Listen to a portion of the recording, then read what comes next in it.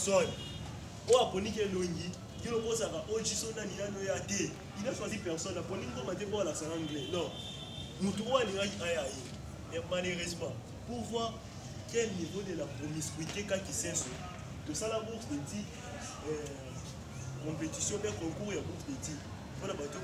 Parce qu'on doit prendre des gens qualifiés. Et à tel cas que vous tenez pas de niveau différent de tous ça. Est-ce que tout le temps on a chic au bien tout ça qui va tourner. Est-ce que la chic qui va tirer tout ça dans les airs on va éviter. On va lui avoir peut-être quelque chose. Parce qu'il a fallu aller dans le concours. Pour ça le concours pour pas y avoir un niveau de vie. Mais les gens pour pas qu'ils n'ont pas participé à un concours. Tenez bien occasion. Venez étudier au Félément. Pour un retour au Félément, pour vous faire un 10 francs, et aussi à l'université de votre choix. On va dire que vous avez un autre pista, vous avez un concours, mais mieux autant de pista. Au Félément, car on est à l'officiel.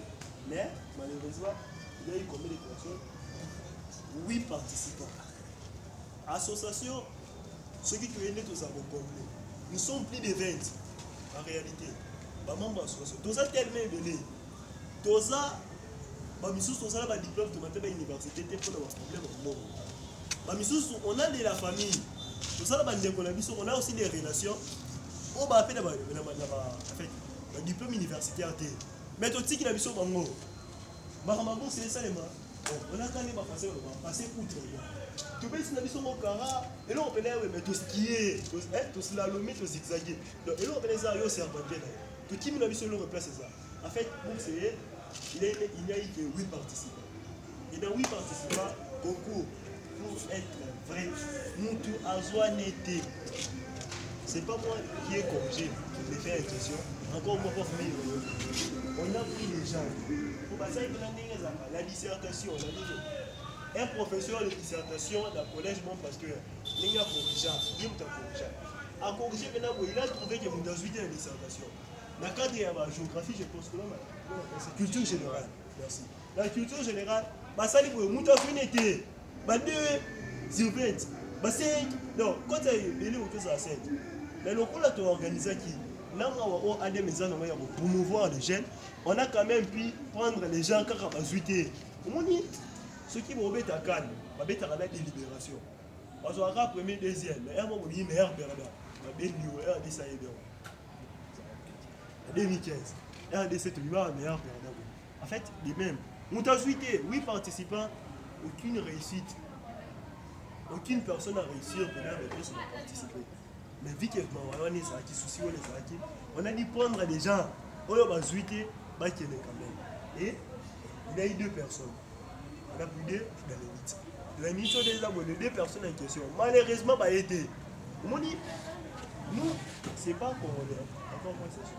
Mais c'est que nous, les Africains, nous avons une conception, le côté des gens. On dit le côté là qui nous. Chez nous, c'est devenu naturel. On dit, ceux qui ont dit que nous avons un conception de ceux qui ont un si on peut nous tâter au sol, conception de ceux qui ont malheureusement, ces gens ne sont pas là. Bon, on va se faire la salle inscription. La salle d'inscription. Là-bas, université de l'air choix. Les 2 personnes vont réussir. À qui? On va soit qui? C'est à l'université de l'air choix. Par moment, la mission est à Côti. Là, c'est le 6 janvier. On va retourner au Félément. Mais toi, tout ça, faisons des efforts. Parce que quand on ne change pas l'équipe qui gagne. La bonne initiative va changer la vérité.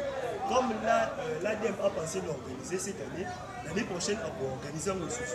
Alors l'année prochaine, je nous mobilise déjà. On a des familles ailleurs. Tout ça va diplômer, tout comment on va diplômer.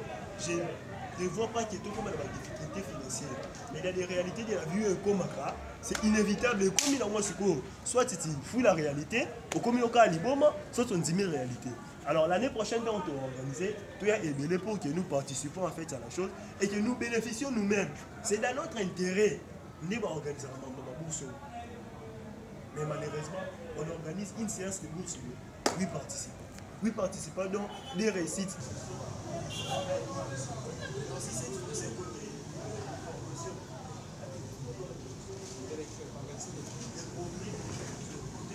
L'ADEME organise des formations gratuites. C'est ça partenaire. centre partenaire de l'ADN est ça démonstration en fait SIFORPRO qui signifie Centre interdisciplinaire de formation professionnelle. Et ça centre à ADNT, et ça centre partenaire à ADN. Donc les fondateurs de l'ADN, à Foutaka Mbongo, le centre Wana, les fondateurs, à Foutaka Mbongo, le SIFORPRO, ou pas membre de l'association au Fédé. Ça ADN les abonnés. Donc créer centre dans l'unité. Les frères ont parlé des projets à venir, de la création d'une entreprise. Et ça, la minorité, c'est dans l'avenir des ADM compte créer des entreprises. Mais jusque-là, l'entreprise est ADM. Centre de formation, et ça, il y a ADMT. C'est un centre partenaire. Mais dans les soucis là, mais si tu as volonté d'être dans la logique, hein, il n'est pas écarté de la logique, où est-ce qu'il y a dans les apports des associations, il faut qu'il y ait. Mais